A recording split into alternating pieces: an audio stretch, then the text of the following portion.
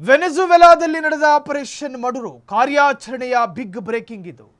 ಕೇವಲ 15 ನಿಮಿಷಗಳಲ್ಲಿ ಶರಣಾಗಿ ಇಲ್ಲದಿದ್ದರೆ ಸಾವು ನಿಶ್ಚಿತ ಅನ್ನೋ ಘೋಷಣೆ. ಲೀಕ್ ಆಯಿತು ಮಡುರೋ ಬಂಧನದ ಆಡಿಯೋ. ವೆನೆಜುವೆಲಾದಲ್ಲಿ ನಡೆದ ಆಪರೇಷನ್ ಮಡುರೋ ಕಾರ್ಯಾಚರಣೆಯ ಬಿಗ್ ಬ್ರೇಕಿಂಗ್. ಕೇವಲ 15 ನಿಮಿಷಗಳಲ್ಲಿ ಶರಣಾಗಿ ಇಲ್ಲದಿದ್ದರೆ ಸಾವು ನಿಶ್ಚಿತ. ಲೀಕ್ ಆಯಿತು ಮಡುರೋ ಬಂಧನದ ಆಡಿಯೋ. ಕೇವಲ 3 ನಿಮಿಷಗಳಲ್ಲಿ ನಡೆದಿತ್ತು ಮಡುರೋ ಬಂಧನ ಕಾರ್ಯಾಚರಣೆ. ಅಮೆರಿಕಾದ ಖತರ್ನಾಕ್ ಡೆಲ್ಟಾ ಫೋರ್ಸ್ ಕಮಾಂಡೋಗಳಿಂದ ಕಾರ್ಯಾಚರಣೆ ನಡೆದಿತ್ತದು.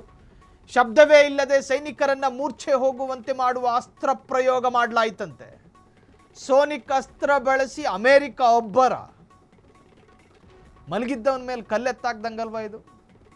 ಅಮೆರಿಕಾದ ತಂತ್ರಜ್ಞಾನಕ್ಕೆ ಬೆಚ್ಚಿ ಬಿದ್ದಿದ್ದ ವೆನೆಜುವೆಲಾ ಪಡೆ ಸೈನಿಕರ ಮೂಗಿನಲ್ಲಿ ರಕ್ತ ಸುರಿದು ದಿಗಿಲು. ವಿಮಾನದ ಸದ್ದು ಕೇಳುತ್ತಿದೆ ಎನ್ನುವಷ್ಟರಲ್ಲೇ ಕಮಾಂಡೋಗಳ ಎಂಟ್ರಿ. 13 ವರ್ಷಗಳ ಕಾಲ ವೆನೆಜುವೆಲಾವನ್ನ ನಡುಗಿಸಿದ್ದ ನಿಕೋಲಸ್ ಮಡುರೋ ಈಗ ನ್ಯೂಯಾರ್ಕ್ ಜೈಲು ಪಾಲಾಗಿರುವ ನಿಕೋಲಸ್ ಮಡುರೋ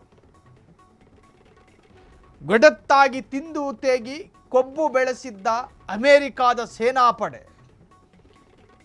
ಸೈನಿಕ ಶಕ್ತಿಯಲ್ಲಿ ಪ್ರಬಲ, ಆರ್ಥಿಕ ಶಕ್ತಿಯಲ್ಲಿ ಜಗತ್ತಿನ ದೊಡ್ಡಣ್ಣ, ಯುದ್ಧೋಪಕರಣಗಳಲ್ಲಿ, ಯುದ್ಧ ಅಸ್ತ್ರಗಳಲ್ಲಿ, ಯುದ್ಧ ತಂತ್ರಗಾರಿಕೆಯಲ್ಲಿ ಜಗತ್ತಿಗೆ ನಂಬರ್ 1 ಯಾವುದು? ಅಮೆರಿಕ. ಆ ತರಹದ್ದೊಂದು ಅಮೆರಿಕ ಕೊಡಪಾನದಂತಿರುವ ಮಡುರೋಗ್ ಬಂದಿದ್ದು ಹೆಂಗೆ? ಭಯಾನಕವಾಗಿ ಬರುತ್ತೆ. ಈ ಅಜಾನುಬಾಹು ಒಬ್ಬ ಅಂಗವಿಕಲನಿಗೆ ಹೊಡೆದಿರೋ ಕತೆ ಇದು. ಪಾಪ ಅವ್ರ ಗಂಡ ಹೆಂಡತಿ ಮಲಗಿದ್ರಂತೆ ವೆನೆಜುವೆಲಾದಲ್ಲಿ.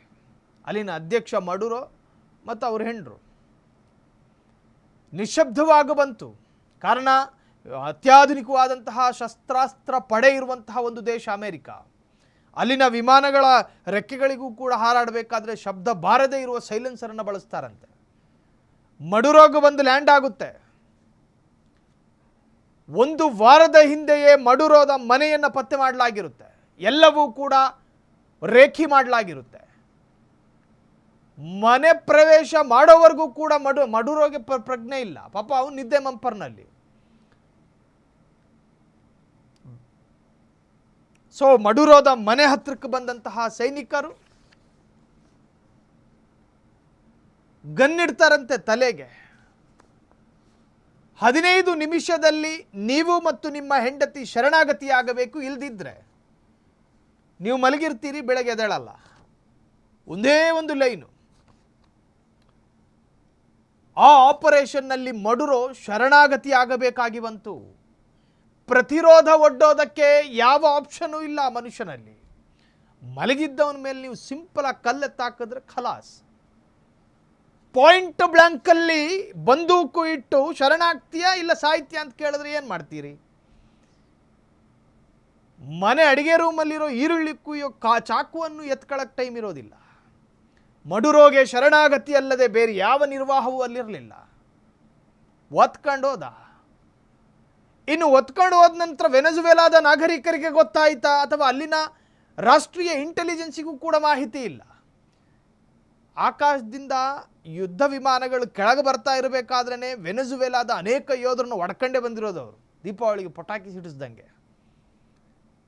ಅದಾದ ನಂತರ ಟ್ರಂಪು ಎಕ್ಸ್ನಲ್ಲಿ ಏನು ಪೋಸ್ಟ್ ಹಾಕೊಂಡಿದ್ದ, ವೆನೆಜುವೆಲಾ ಗಾಬರಿ ಆಗಬೇಡಿ, ನಿಮ್ಮ ಅಧ್ಯಕ್ಷ ಇಲ್ಲಿದ್ದಾನೆ ಅಂತ.